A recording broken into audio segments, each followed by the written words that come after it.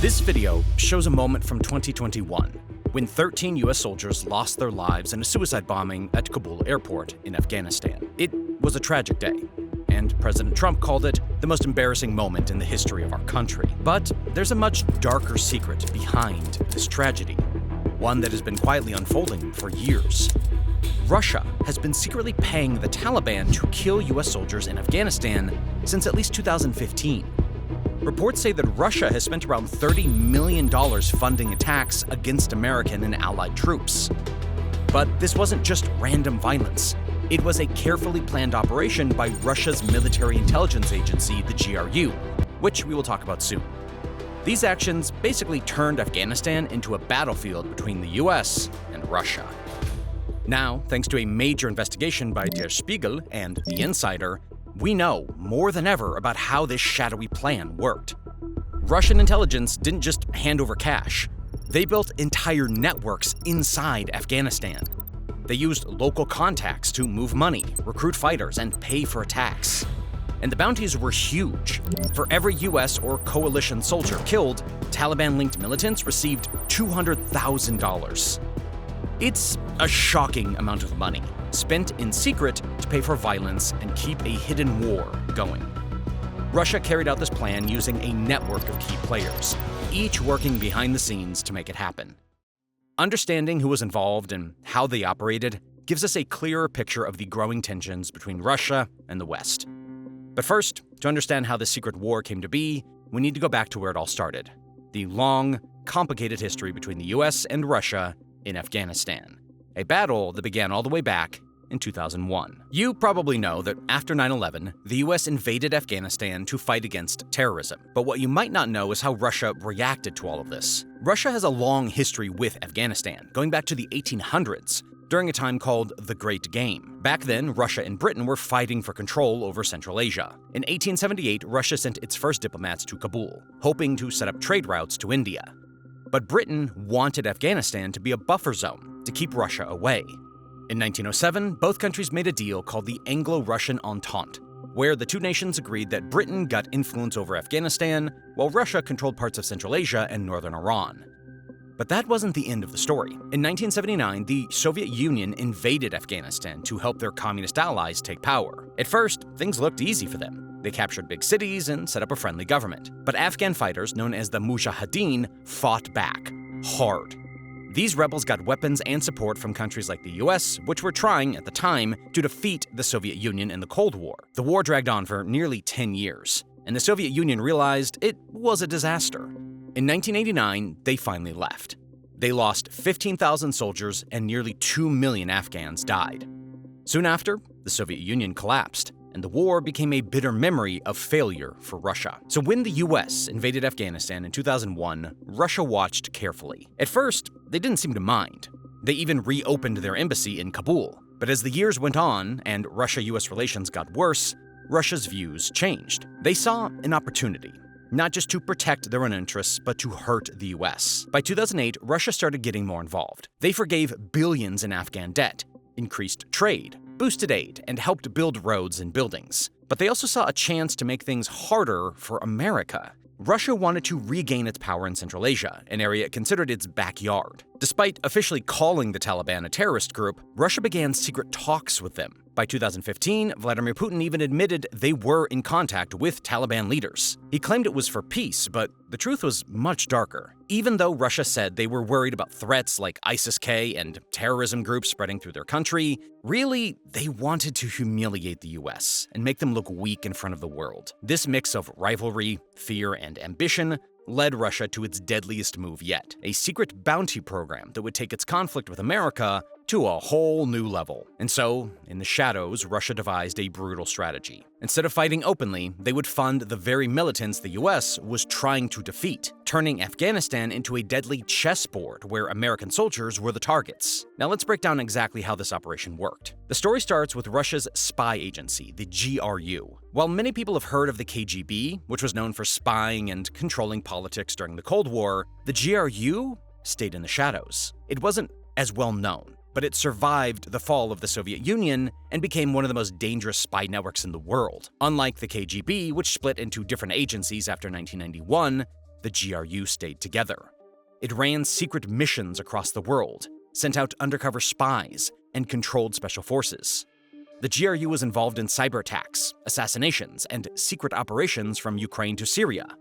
And as it turned out, in Afghanistan too. By the mid-2010s, Russia was looking for ways to hurt the US without actually starting a war. Afghanistan became the perfect battleground. Instead of fighting openly, Russia took a darker approach, paying the very same fighters that the US had been battling for decades. This secret bounty program was designed to make the US struggle, weaken its troops, and to force a humiliating retreat. In 2020, Afghan intelligence uncovered the scheme when captured Taliban fighters admitted something shocking. They were being paid by Russia to kill American allied soldiers. At the center of this operation was a man named Rahmatullah Azizi. On paper, he was just a gem trader in Kunduz, a businessman who somehow managed to become very rich despite Afghanistan's instability. But Afghan officials started to suspect something. When they raided his home, they found over $500,000 in cash. But Azizi himself was gone. He had escaped, most likely to Russia, before he could be caught. To really understand how Azizi hid in plain sight, we need to talk about the Taliban's secret money system, the gem trade. Afghanistan is home to huge reserves of emeralds, rubies, and lapis lazuli. These gems aren't just valuable. They are a key way for the Taliban to move money.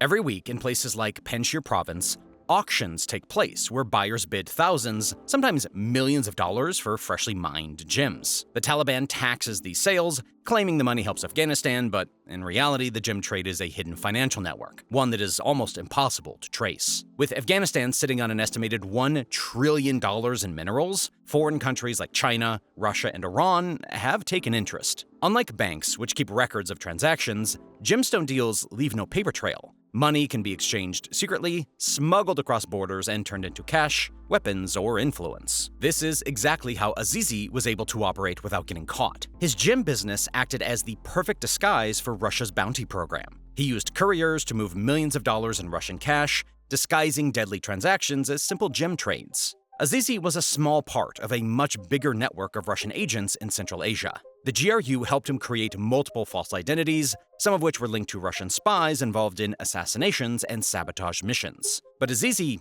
wasn't working alone. Investigators found another key figure, Lieutenant General Ivan Kasyanenko, a top commander in GRU Unit 29155. This unit is infamous for its covert operations across Europe and in the Middle East. Kasyanenko's frequent travel between Russia, Afghanistan, and neighboring countries strongly suggested he was the mastermind behind the bounty program. But if Russia was paying for the deaths of US soldiers, there had to be a reason. They weren't just doing it for nothing. This wasn't just about causing harm, it was part of a much bigger plan. Russia had clear goals, and understanding them will help us reveal the full picture of why they took such a dangerous path. Let's dive into that now. For Russia, this secret bounty program wasn't just about helping the Taliban. It was about getting even. As we saw earlier in the video, the US played a huge role in Russia's humiliating defeat in their war in Afghanistan in the 1980s, since it secretly funded Afghan fighters who helped push the Soviets out. Many believe this war was one of the reasons the Soviet Union collapsed just a few years later. And since Putin has said on multiple occasions that he believes that the collapse of the Soviet Union was the greatest political catastrophe of the last century, you can see why he would want to get back at the US. Now, decades later, history is repeating itself. But this time, Russia was on the other side. The US was trapped in its own endless war in Afghanistan, and Russia saw a chance to turn the tables. Instead of sending its own troops, Russia quietly backed the Taliban, using money instead of soldiers to bleed America dry, just like the US had done to them years before. But revenge wasn't the only reason. Russia also had bigger goals. They wanted to weaken US influence, strengthen their own position in Central Asia, and make America look weak on the world stage. By helping push the US towards failure, they could step in as a rising power. By the time the US officially withdrew from Afghanistan in 2021, Russia had built its influence in the region. Meanwhile, some of the people behind the bounty program disappeared, relocated to Europe, India, and beyond, now living under new identities. Their missions remain unknown, but one thing is clear. Russia's deadly game in Afghanistan may not be over yet. But if Russia really paid for the deaths of US soldiers, it seems like there should have been a massive response. But the US didn't go to war with Moscow. There was no immediate military action. Understanding why this happened is key to seeing the full picture of how the US chose to handle this shocking situation. Let's unpack the real story behind this. To understand the US's response to the bounty, we have to step into the murky, complicated world of international intelligence. You see, the truth behind these allegations wasn't crystal clear. American intelligence wasn't completely sure about what Russia was doing. The CIA said their intel on the bounty program had only low to moderate confidence, meaning some of their sources were shaky or couldn't fully prove what was happening. Basically, this wasn't ironclad evidence, just plausible suspicion. And without solid proof, the Pentagon couldn't justify taking major action. General Frank McKenzie, who led US forces in Afghanistan, even said publicly, "It just has not been proved to a level of certainty that satisfies me." Now here's the tricky part. The Trump administration faced a tough decision. With no solid proof, they didn't punish Russia directly for the bounties. Instead,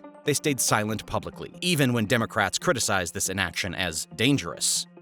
President Trump continued to make friendly gestures towards Russia, like trying to bring them back into the G7 and reducing US troops in Germany, moves that seemed like sending mixed signals. Washington didn't push harder because, in geopolitics, uncertainty is common, especially when dealing with a country like Russia. Any strong response without absolute certainty could escalate tensions, possibly even to war. And with both countries holding close to 90% of the world's nuclear weapons, that's something neither country really wanted.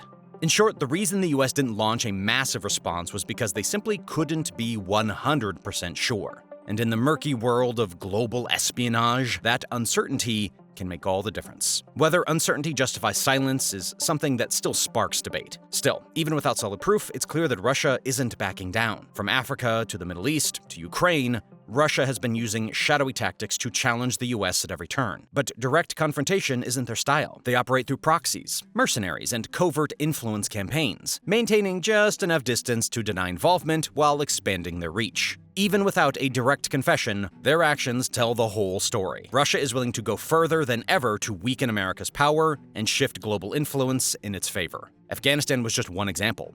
It isn't the only place, or the only way, Russia has used proxies to wage war in the shadows. From deploying mercenaries in Africa to fueling separatist movements in Ukraine, their playbook is global. So let's take a closer look at these strategies, starting with Russia's go-to strategy for destabilizing governments, fueling conflicts, and expanding its reach: private military companies, also known as mercenaries, specifically the Wagner Group. Russia has found a sneaky way to spread its power around the world, using secret armies called private military companies, or PMCs. These aren't regular Russian soldiers with flags on their uniforms. Instead, they're paid fighters, working in the shadows so that Russia can deny any involvement if things go wrong. Russia relies on these private armies because using its official military could lead to serious consequences: wars, international punishments, and the loss of Russian soldiers. But with PMCs like the Wagner Group, Russia can fight battles, grab resources, and take control of weak countries without ever admitting it was involved. And these groups aren't just acting on their own. Wagner, for example, has strong connections to powerful people in Russia, like Yevgeny Prigozhin, a close ally of Vladimir Putin, who even earned the nickname Putin's chef because of his business ties to the Kremlin, until he was assassinated in 2023, of course. These secret soldiers operate in the shadows, carrying out missions without official ties to the Russian government. A key example of this can be seen in Syria. In 2018, hundreds of Wagner fighters attacked a US military base in Deir ez-Zor, but American forces were ready and fought back hard. By the end, about 300 Wagner fighters were dead or badly hurt. Russia denied everything, then changed its story over and over. Because Wagner is a private army, Russia could pretend it had nothing to do with the attack, even though it clearly did. But Syria isn't the only place Wagner has been busy. In Libya, these fighters helped a warlord named Khalifa Haftar, fighting for control over the capital and important oil fields. This gave Russia more power in North Africa without having to send official troops. In Africa, Wagner has moved into Sudan, Mozambique, and the Central African Republic, countries with lots of gold, diamonds, and minerals, but also a lot of conflict. Russia trades weapons and military help for access to these valuable resources, making money while also increasing its influence. Even in Venezuela, Wagner has been protecting President Nicolas Maduro since 2017, helping him stay in power against US-backed opposition. This shows how Russia uses these secret fighters to protect leaders who support them. But Syria was Wagner's biggest test. Here, they didn't just fight battles, they grabbed control of oil, gas, and minerals, making sure Russia profited. They even built their own Russian-controlled towns, blending into the economy while staying part of military operations. However, Wagner's brutal side can't be ignored. They've been accused of horrible crimes like torture, public executions, and violent takeovers, all used to scare people into obedience. These actions have made Wagner one of the most feared groups in modern warfare. Yet Russia looks the other way, because they get results. Even though Wagner has faced losses and criticism, it's not going away anytime soon. These secret armies are a key tool in Russia's plan to challenge the West, gaining more power and control weaker countries, all while keeping its hands clean. But mercenaries aren't Russia's only weapons in the shadows. Not every battle is fought with guns and boots on the ground. Some are fought in the digital world, where Russia has mastered the art of cyber warfare and disinformation. Now, let's uncover how Russia's cyber campaigns and disinformation networks are silently influencing elections, conflicts, and public opinion worldwide. Russia has a secret weapon, but it's not made of tanks or missiles. Instead, it's fought on computers and phones. Russia has become a master at using cyber attacks and fake news to mess with other countries without ever stepping foot inside of them. Let's start with cyber attacks. These are like invisible weapons that can shut down banks, cut off power, or even confuse an entire government. They don't destroy buildings like bombs do, but they can cause just as much damage in different ways. Look at Ukraine in 2022. Right before Russian soldiers invaded, Russian hackers took down important websites and shut off communication systems. Their goal was to make people confused and scared, so that Ukraine would be weaker when the real attack started. And this wasn't a one-time thing. Reports show that Russia frequently uses mass cyber attacks to overwhelm the Ukrainian cyber architecture. But cyber attacks aren't always about war. Sometimes Russia uses them as a warning. In 2022, Finland invited Ukraine's leader Zelensky to speak in their parliament. Right after, Russia hacked Finland's government websites, almost like a silent threat, telling Finland to stay out of the conflict. But cyber attacks are just half the story. The other part is with fake news and online lies. Russia uses disinformation, which is a fancy word for spreading lies, to trick people. Instead of attacking countries with weapons, they attack what people believe. They do this by flooding the internet with fake stories, making it hard to know what's real. This trick is called the fire hose of falsehood, because it works like spraying so much water that everything gets soaked. Except, instead of water, it's fake news and propaganda. Here's a crazy example. A Facebook post showed a stunning city with yachts in the harbor, claiming it was Moscow, Russia's capital. In reality, the image was from Dubai, not Russia, thousands of miles away. Simple tricks like this make Russia seem richer or more powerful than it really is. And sometimes it's even sneakier. Russia doesn't just spread fake news, it plays into what people already believe. In Africa, for example, many countries don't trust Western governments because of past conflicts. Russia uses this to its advantage, paying local influencers to post pro-Russian content that slowly turns people against the US and Europe. In places like Mali and Burkina Faso, Russian-backed news sites make Russia look like a hero, and Western countries look bad.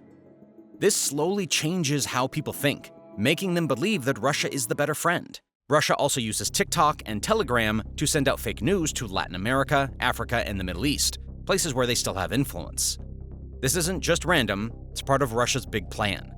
By spreading lies and hacking into systems, Russia can weaken countries from the inside. If people don't trust their own leaders, their governments become unstable. And when that happens, it's easier for Russia to get what it wants. But here's the thing, the digital war is always changing. Russia isn't just hacking computers, it's hacking what people believe. And that's just as dangerous as any real-world battle. But Russia doesn't just attack through cyberspace. In many cases, they create instability on the ground in a much more direct way than using their infamous private military companies. They do this by arming and funding separatist groups, fueling conflicts, and then using the chaos as an excuse to step in. The Ukraine war is an example that is close to home, that has obviously had pretty huge consequences for both sides of the war over the last few years. But this is an established strategy that Russia has used time and time again. Let's take a closer look at how they've used this strategy to reshape borders and gain power. After Ukraine's pro-Russian president was removed in 2014, Russia quickly jumped in to help groups that wanted to break away from Ukraine. The regions of Donetsk and Luhansk, commonly known as the Donbass, became the center of a violent conflict. These breakaway areas, called the Donetsk and Luhansk People's Republics, the DPR and the LPR, show how Russia weakens other countries from the inside.